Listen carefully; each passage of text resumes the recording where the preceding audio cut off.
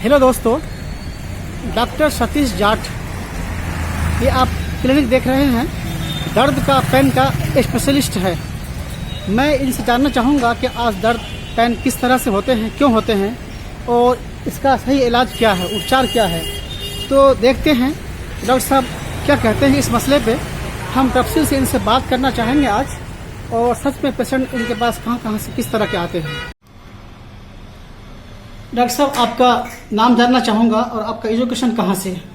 मैं डॉक्टर सतीश जाट हूँ। मैंने अपना ग्रेजुएशन पीपल्स कॉलेज से किया है, भोपाल पीपल कॉलेज से। भोपाल पीपल्स कॉलेज से, और अपना मास्टर्स किया है रविन्द्रनाथ टैगोर यूनिवर्सिटी से। जी सर, मेरा सवाल आज ये है कि 40+ के बाद देखा गया समाज के अंदर पेन किलर, दर्द की, घुटनों की बहुत समस्या हो रही है। आप स्पेशलिस्ट हैं, ये क्यों होता है? सबसे बड़ा सवाल है, क्या कारण है? सर, दोनों कई सारे फैक्टर्स हैं।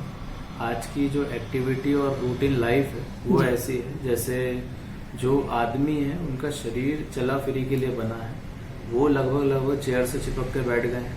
वो एक कारण है, सेडेंटरी लाइफस्टाइल। दूसरा कारण है कि कई ऐसे जो काम हैं जिनमें मसल्स का ओवर यूज होता है।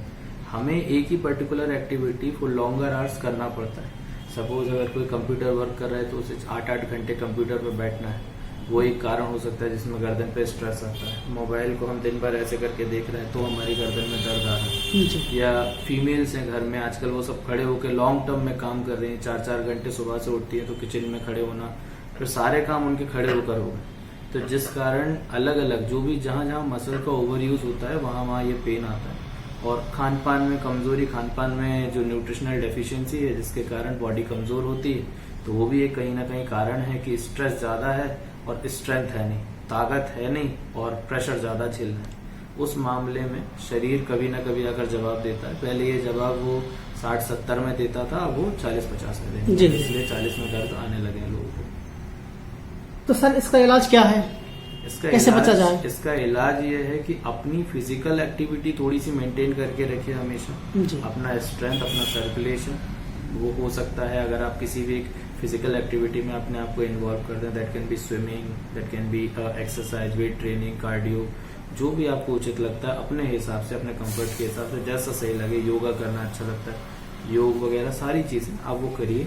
व्यायाम करेंगे, एक्सरसाइज करेंगे तो आप अपने आप को एक बेहतरीन उसमें मेंटेन कर पाएंगे। दूसरा, अपने न्यूट्रिशन पर ध्यान दीजिए। हम लोग आजकल जीभ के लिए ज्यादा खाते हैं, पेट के लिए कम खाते हैं। वो एक कहीं ना कहीं मेन कंसर्न है जो हमारी हेल्थ को डायरेक्ट इम्पैक्ट करता है। दूसरा एक और कारण है कि हम न्यूट्रिशनल वैल्यू की तरफ नहीं जाते हैं। जो जैसे कई हैं, जैसे बच्चे परिवार से दूर रह रहे हैं, या फिर कोई पर्सन है जिसका ट्रांसफर दूसरी जगह हो गया, वो परिवार से दूर रह रहा है, तो उनका जो पर्पस होता है वो न्यूट्रिशनल वो नहीं होता है। उनका जो व्यू होता है वो होता है बस पेट भर जाए।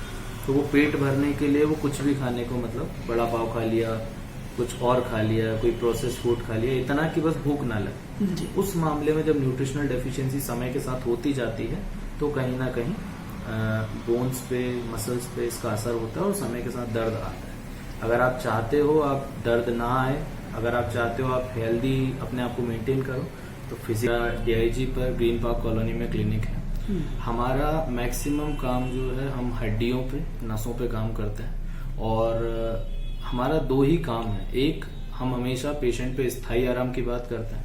ऐसा नहीं होना चाहिए इलाज चल रहा है, आपको आराम है, इलाज बंद हो रहा है, दर्द वापस आ रहा है, तो स्थायी आराम की हम हमेशा बात करते हैं, परमानेंट रिलीफ की।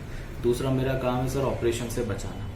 तो पेशेंट को, जिनको भी अगर ऑपरेशन की कंडीशन है, कमर के लिए, घुटनों के लिए ऑपरेशन बोल दिया गया है, तो उस मामले में कैसे मैं ऑपरेशन से बचाऊं, वो मेरा काम है। तो इन दोनों चीजों पर मैं काम करता हूं। अगर किसी पेशेंट को ऐसी कोई रिक्वायरमेंट है, कोई नसों का दर्द है, कमर, घुटने, किसी भी जोड़ में दर्द है, या कोई और अदर तरह की तकलीफ है या कोई दर्द है, तो उसको लेके पेशेंट हमको मिल सकता है।